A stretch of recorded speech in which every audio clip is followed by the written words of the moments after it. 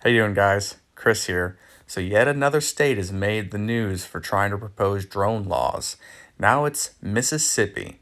Mississippi is trying to pass legislation that restricts drone pilots to receive written permission before flying over so-called controlled areas.